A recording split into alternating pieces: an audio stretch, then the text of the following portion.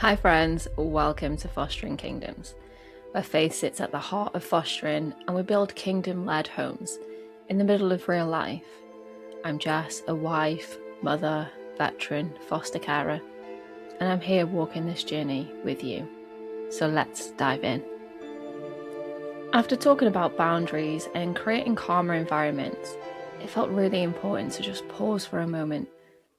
Because even though when we're doing all of the right things, setting boundaries, having tidy spaces, creating routines and systems that hold us together, if our nervous system is still dysregulated, it still feels out of reach. Today's episode is about rest in regulation, not just as a luxury, but as an essential part of caring and being able to care well. Rest doesn't always mean having access to respite either. Sometimes it's just about creating pockets of rest throughout our daily routine. Rest comes in different shapes and sizes and forms. It's not just the ideal weekend getaway or luxury holiday. These are just escapisms from our current reality. We're going to be talking about true anchored rest that your body so desperately needs. And it needs rest to be able to consistently heal. But I also know that rest can be really hard for foster carers. Rest can feel really hard for many different reasons. Because hypervigilance becomes our normal. We're constantly on the lookout. We're constantly observing what's going on in our environment, who has what, who needs to be where, what's going on our daily schedule. Sometimes when we slip into the quiet, it can be unsafe or feel unsure. Our bodies don't know what to do with ourselves. We're not used to being in the silence. Rest can often feel undeserved, like you've not worked hard enough. You haven't changed a situation. You haven't impacted a person enough as what you thought you were going to.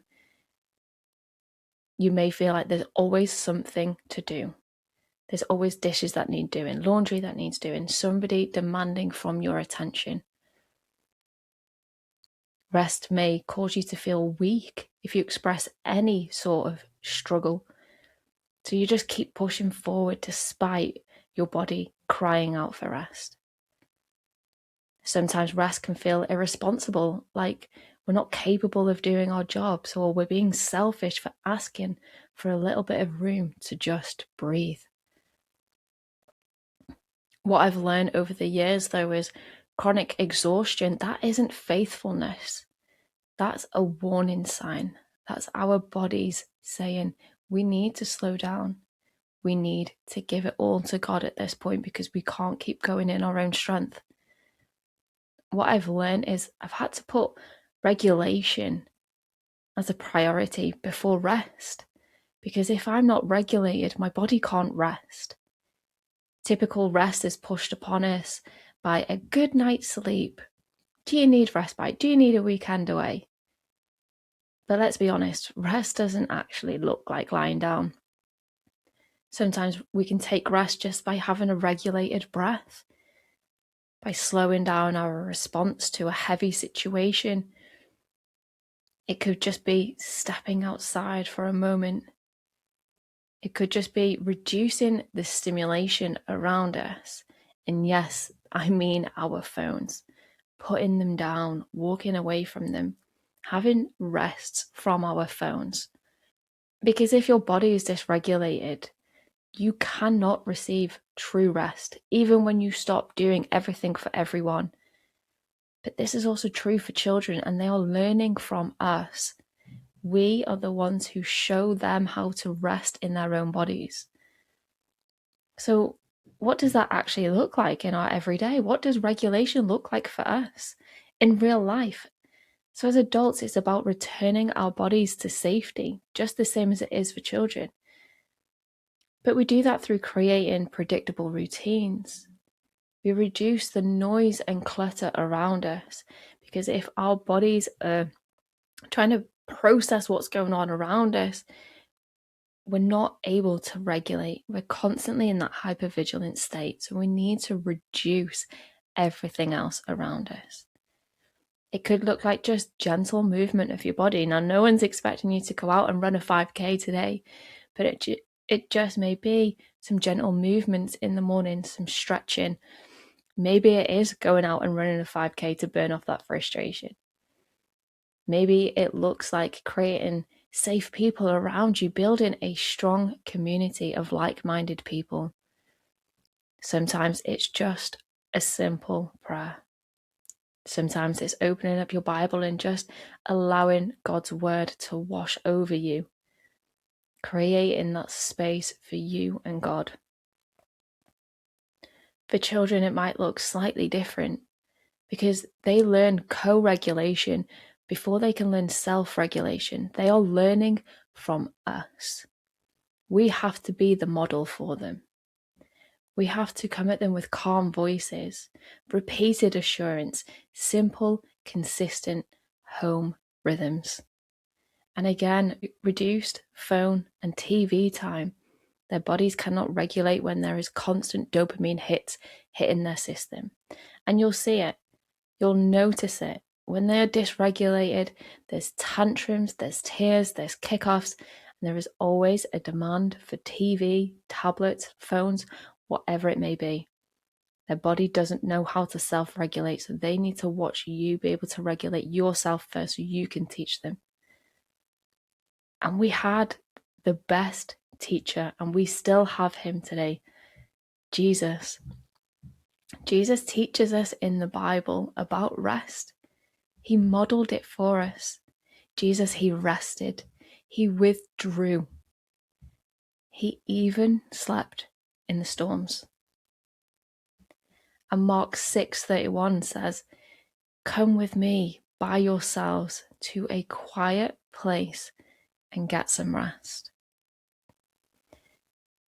Jesus, he reminds us that life isn't about the absence of storms.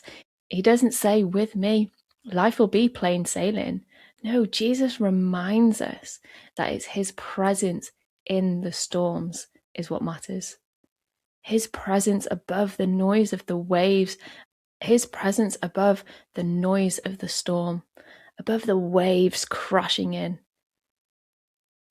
Jesus reminds us that rest, it was never optional.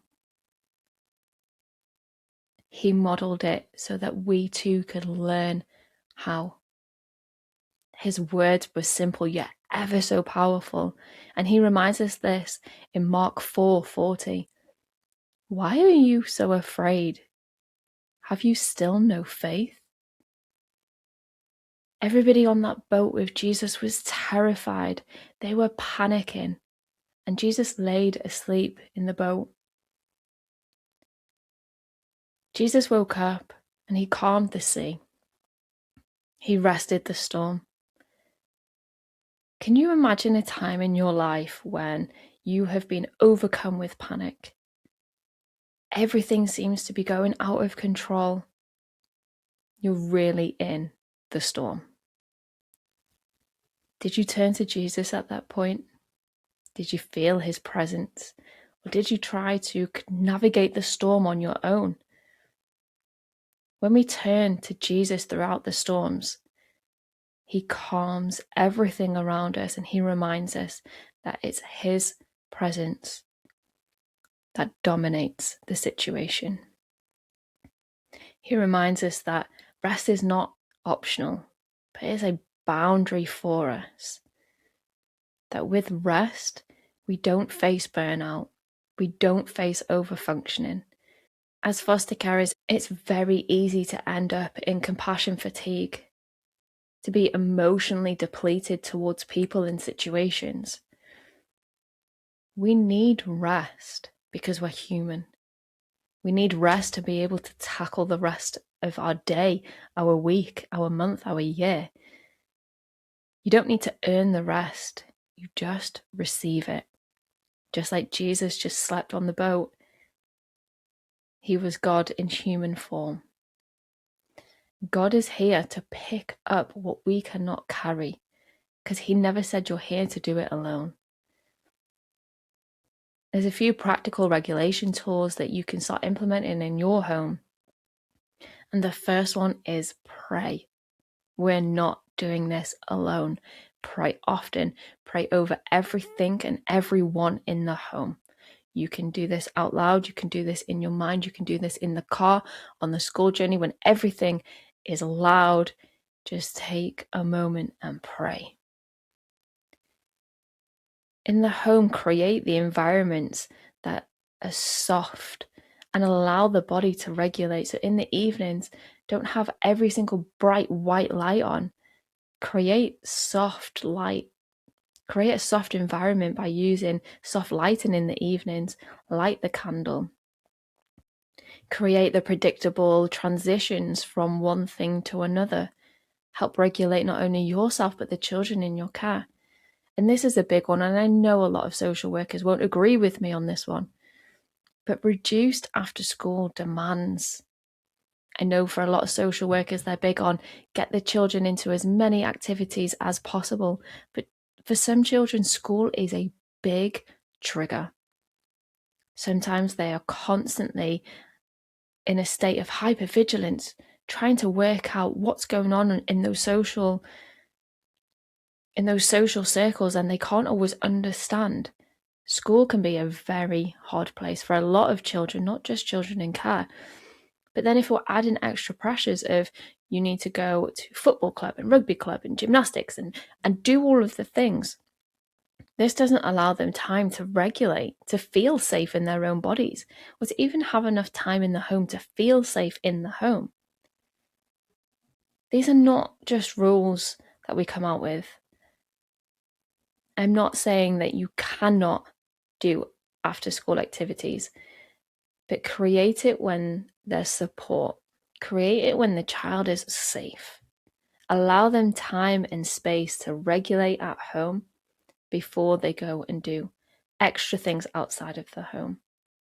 So we're not in the role of forcing people to change, but we're in the role of our own personal growth, and we watch how that ripples out. We'll see it when we are able to create safety in our own home, that when the young people come into our home, they know how to feel safe. They can regulate and then they can go back out into the world where, yes, we live in hypervigilance. We're constantly on the lookout, but we know that home is a safe place. And I share a little bit about this in my book. And I shared that there were seasons when I thought rest was something that I would earn that once everything was done. But honestly, things were never done. I didn't realize how much of my life was spent bracing, holding, breathing, pushing through, trying to constantly stay alert. Peace, that felt unfamiliar. Not because I didn't want it, but I didn't know how to receive it. But what I learned was this: rest doesn't come after we cope better. It comes when we finally feel safe enough to stop. And this is so true for the children that we look after too. They don't always know what calm and safe feels like, so it's gonna feel confusing for them at first. This is why it's so important that we teach and learn self-regulation, because from a regulated body, rest comes naturally. We know that God doesn't rush us into that healing. He allows us to create space, and He meets us exactly where we are. The calm in life, it's not learned, it's not automatic, but it is there for us. We can step into that. Rest doesn't mean disengaging from your calling, from your God-led calling to be a foster carer, to change lives. But rest, it means staying well enough to continue doing what God has called you to do. Anchored into God's grace to keep holding space for others. But rest, that reminds us that we matter. It reminds us that our bodies matter. Your future is in your hands.